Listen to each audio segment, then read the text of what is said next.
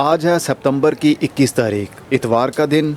कौन कौन सी मैंने सब्जियों के बीज अभी तक लगाए हैं और कौन से जर्मिनेट हो गए हैं उसके ऊपर ओवरव्यू। वैसे सफाई की बात करूं तो लास्ट टाइम मैंने जो कहा था कि आधे गार्डन की मैंने सफाई कर ली है, आधे इस वाले पोर्शन की अभी सफाई नहीं की, तो वो आज तक अभी तक हो ही नहीं पाई।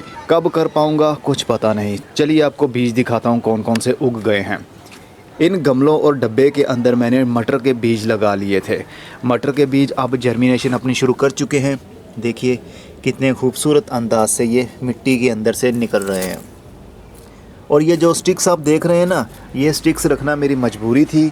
जिस दिन मैंने बीज लगाए उसी रात बिल्ली आई और बहुत मज़े के साथ गमलों की मिट्टी के ऊपर चलना शुरू कर दिया। गमलों की मिट्टी नीचे दब गई। अब तो मैंने पानी दिया तो उसके पाँव के निशान ख़त्म हो गए हैं। ये देख सकते हैं पाँव के निशान यहाँ पर लग गए।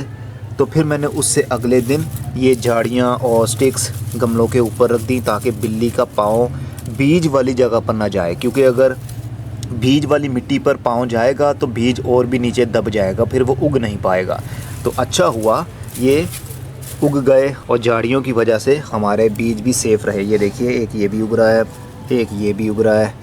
और ये मैंने लगाए थे 14 तारीख को, तो आज 21 हो गई है। आपके सामने रिज़ल्ट है। इसके अलावा टमाटर के बीज लगाए थे।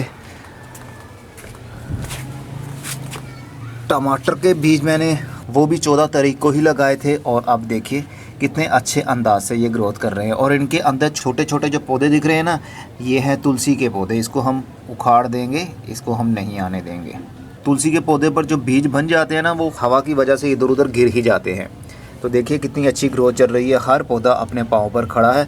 इनको ब्राइट लाइट देंगे तो ही अपने पाँव पर खड़े हो पाएंगे, नहीं तो ये नीचे गिर जाएंगे रोशनी की कमी होने की वजह से। पहले मैंने इसको गमले को रखा हुआ था इस रैक के अंदर। जैसे ही इनकी जर्मिनेशन शुरू हुई तो पौधे एक साइड पर झुक रहे थे, तो मैंने परसों उठाकर इसको इस पोर्शन पर रख दिया जहाँ पर ब्राइट लाइट और कुछ देर की धूप भी आती है, ताकि पौधों की ग्रोथ आगे अच्छी चल सके। इसके अलावा ग्लैडियोलस और नरगस के बीज भी लगाए थे। बल्ब्स लगाए थे मैंने, तो ग्लैडियोलस का देखिए बल्ब शूटिंग शुरू कर चुका है। एक कोने से इसका शूट बाहर निकल रहा है और दूसरे बल्ब का यहाँ से निकल रहा है। तो आने वाले टाइम में हो सकता है और भी शूट्स निकले। इन दोनों के ऊपर भी वीडियोस बन रही हैं। डैफोडिल्स यानी नरगस अभी तक उसकी शूटिंग शुरू नहीं हुई है और ये मैंने लगाए थे 12 तारीख वाले दिन। चलिए अब चलते हैं दूसरी छत पर। इस छत पर भी वैसे ही सब कुछ पड़ा हुआ है, अभी तक कुछ भी सेट करके नहीं रखा। मैंने 17 तारीख को लगाए थे मेथी के बीज और मेथी के बीज जल्दी जर्मिनेट भी हो गए। ये देखिए क्यारी के अंदर मैंने लगाए थे। छोटे छोटे से पौधे आपको दिख रहे होंगे, तो ये बहुत अच्छे से अब यहाँ पर चलेंगे। इंशाल्लाह पौधे बड़े भी होंगे और हम हार्वेस्टिंग भी करेंगे और इनके ऊपर मेरी वीडियोस भी बन रही हैं। 2 से ढाई महीने में आपको वीडियोस देखने में मिलेंगी। मेथी, पालक, धनिया, पुदीना ये ऐसे पौधे हैं जिनके लिए किसी किस्म की कोई खाद की ज़रूरत नहीं होती। बस मिट्टी के अंदर लगा दें, बस मौसम का लिहाज रख कर चलेंगे तो अच्छा रिज़ल्ट पाएंगे। और पालक के बीज मैंने यहाँ पर डाले थे, लेकिन अभी पालक का कोई भी बीज हाँ ये उगना शुरू हो गए हैं पालक के। ये भी 17 तारीख को ही मैंने लगाए थे, तो ये छोटे छोटे से पौधे अब निकलेंगे। मैंने लगाए किस तरह, लंबी लंबी सी लाइनें बनाई, आधे आधे इंच की लाइनें बनाकर तकरीबन उनमें 2.5 से 3 इंच का गैप दिया और बीज को फैला दिया। देखिए यहाँ पर भी ये पौधे बन रहे हैं अब। तो क्यारी के अंदर ज़रा जगह चौड़ी होती है तो पौधों की ग्रोथ अच्छी होगी। और यहाँ पर सुबह 6 बजे से लेकर दोपहर 2 बजे तक की धूप आती है, जो कि बहुत अच्छी है इनके लिए। इनके पत्तों की शाइनिंग करने के लिए, पत्तों का साइज़ बड़ा करने के लिए रोशनी और धूप की ज़रूरत होती है, लेकिन गर्म धूप नहीं जैसे कि जून जुलाई के महीने की होगी। इनको ठंडी धूप की ज़रूरत होती है, जो कि आजकल तो शुरू हो चुकी है। लू वाली गर्मी नहीं है अब। ब्रसल स्प्राउट भी मैंने लगा दिए हैं। ये मैंने लगाए हैं बीज कल, यहाँ से लेकर और पूरी यहाँ तक एक लाइन बनाई मैंने, उसके अंदर सीड्स को डाल दिया 1-1, 2-2 इंच के फासले पर। ये भी उग जाएंगे, इसके ऊपर भी वीडियो बन रही है। और 17 तारीख को ही मैंने इस डब्बे के अंदर फिर से हरे धनिए के बीज डाल दिए थे। इस डब्बे के अंदर लास्ट ईयर भी मैंने बहुत सारा धनिया उगाया और बहुत बार हार्वेस्ट किया, और इस बार फिर से उसी मिट्टी के अंदर गोडी करके बीज डाल दिए और उसी मिट्टी से दोबारा से कवर कर दिया सीड्स को। किसी किस्म की कोई खाद का इस्तेमाल नहीं किया मैंने। जैसा मैंने पहले बताया, पत्तों वाली सब्जियों के लिए किसी किस्म की खाद की ज़रूरत नहीं होती। अगर देंगे तो अच्छा हो जाएगा, अगर नहीं देंगे तो पौधे फिर भी बढ़ेंगे और उनको पत्ते भी लगेंगे, क्योंकि हमने तो पत्तों को हार्वेस्ट करना है ना, इनको कौन सा फल लगना है। और शायद मैंने 19 तारीख वाले दिन यहाँ पर शलजम के बीज लगा दिए थे, टर्निप के, वहाँ से लेकर पूरी यहाँ तक शलजम के बीज लगाए। मैंने ज़्यादा सब्जियाँ नहीं लगाई और ना मैं ज़्यादा लगा सकता हूँ, क्योंकि मैंने आपको करना होता है मोटिवेट।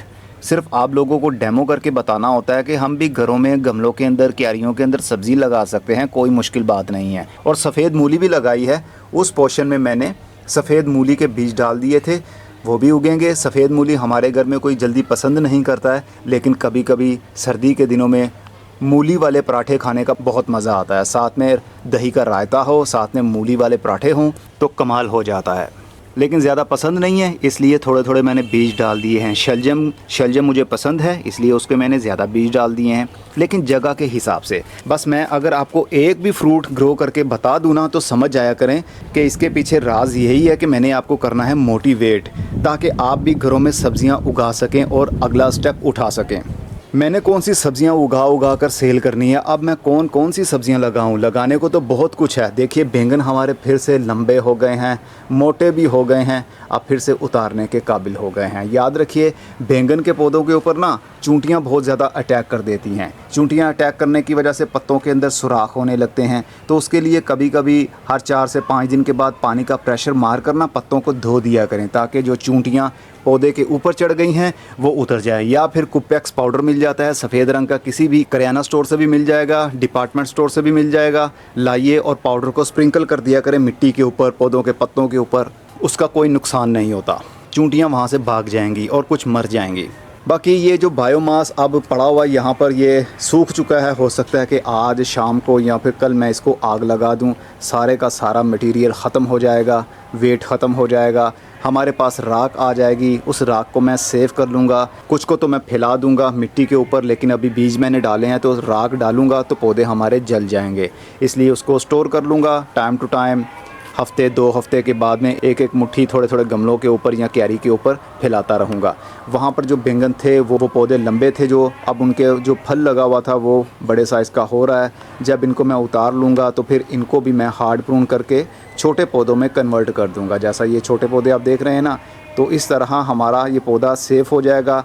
हो सकता है कि आने वाले सीज़न में फरवरी से मार्च के महीने में फिर से इनको मैं बड़े गमले में लगा दूं या फिर क्यारी के अंदर लगा दूं। लेमन प्लांट को इतना लेमन लगा हुआ है कि मैं क्या बताऊं आपको, और उसका वज़न भी बहुत है और फ्रूट के अंदर रस भी बहुत ज़्यादा है और उसका साइज़ भी बहुत अच्छा डेवलप हो रहा है। क्योंकि मैंने अच्छी खाद दी, मेरी मिट्टी के अंदर बायोडाइवर्सिटी बनी रहती है, इकोसिस्टम बना रहता है, बैक्टीरिया है, फंगस है, दूसरे कीड़े हैं, सब कुछ मिलजुल कर रहते हैं, एक दूसरे को खाते हैं, एक दूसरे को मारते हैं, और जो मरी हुई बॉडी होती है वो खाद बन जाती है मिट्टी के अंदर पड़ी पड़ी, तो वो पौधों के लिए फ़ायदेमंद होती है। ये है इकोसिस्टम कुदरत का बनाया हुआ। तो कुदरत के बनाए हुए सिस्टम के साथ जब हम छेड़छाड़ करने की कोशिश करेंगे तो हमेशा नुकसान ही उठाएंगे, इसलिए नेचर को नेचर के हिसाब से ही चलने दिया जाए तो ज़्यादा अच्छा रहता है। अब मैं चलता हूँ, कल मिलेंगे। और हाँ, कल जो मैंने वीडियो एक्वेरियम के ऊपर अपलोड की थी उसकी प्राइजेज़ नहीं बताई थी, तो आप लोगों ने कहा कि प्राइस तो बताएं, भले एक आइडिया ही मिल जाए कि एक्वेरियम किस किस साइज़ का किस किस रेट पर मिल सकता है। तो इंशाल्लाह मैं कोशिश करूँगा अगली जब मैं वीडियो बनाऊँ एक्वेरियम के ऊपर तो साथ में प्राइजेज़ ज़रूर मेंशन कर दूँ। अब मैं चलता हूँ, अपना बहुत सारा ख्याल रखिएगा। खुदा हाफिज़।